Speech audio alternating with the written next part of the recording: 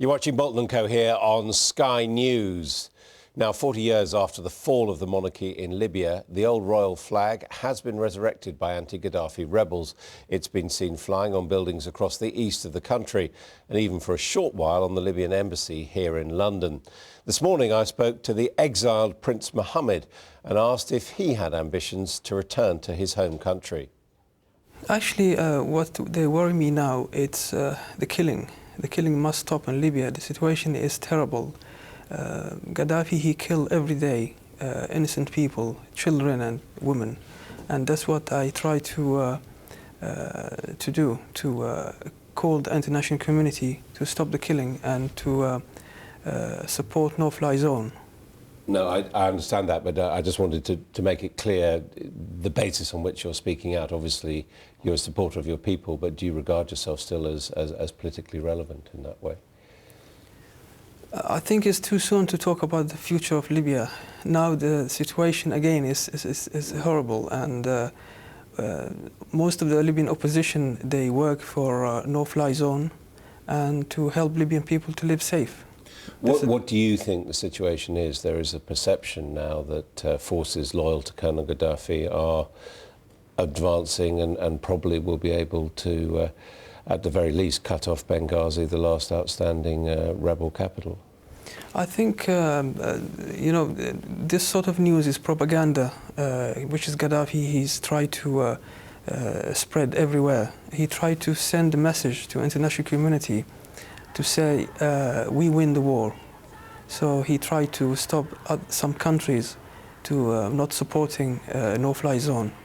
But the Libyan people are still fighting and still controlling Benghazi and other cities. Are you disappointed at the failure of the United Nations and the international community to have a no-fly zone in place?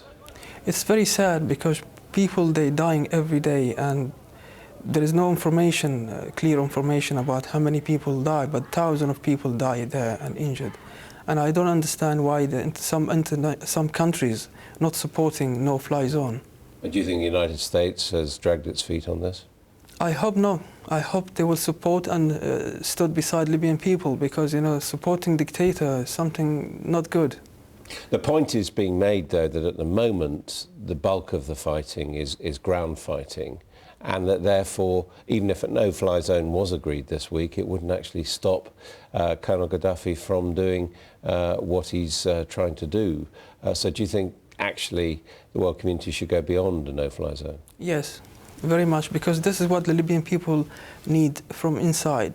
Been calling a lot of people from inside, my supporter and my relative and some friends every day, and all of them, they ask for no-fly zone because this is the only way to keep Libyan people live safe.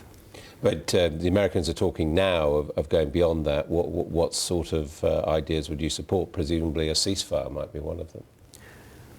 I support any, you know, any idea which is make Libyan people live safe and also helps to stop the killing. There is also an arms embargo which is preventing the legal export of arms to either side, certainly from this country. Do you think that should be lifted and we should be in a position to support the rebels? Again, you know, I would support anything to make Libyan people in a safe life and better situation than now. You've been in exile, I think, since the 1980s now. What is your contact and the information which you're personally able to access from Libya? Actually, I have been reaching out to everybody and through different channels, and I do my best for my country and for my people. The point is being made that the opposition in Libya is very divided, that there are very many different groups. There isn't, if you like, a cohesive political movement, even in the way that there was perhaps in Tunisia and Egypt, and that therefore the alternative to Gaddafi would probably be anarchy and fighting between various factions. Do you see it that way? No, I don't think so, because you see what happened now, it's that 6 million people against Gaddafi, and what happened now, actually, Gaddafi, he tried to kill a lot of people, and this makes people, Libyan people united. And it's happened before, during the Italian time. And in the end, Libyan people, they will win the war. So you feel that Colonel Gaddafi will eventually be thrown out? Yes, very soon. That's what I feel, and that's what happened before in the history of Libya. And if we look at the international leaders who've been commenting on the situation, do you think that David Cameron has got the message right?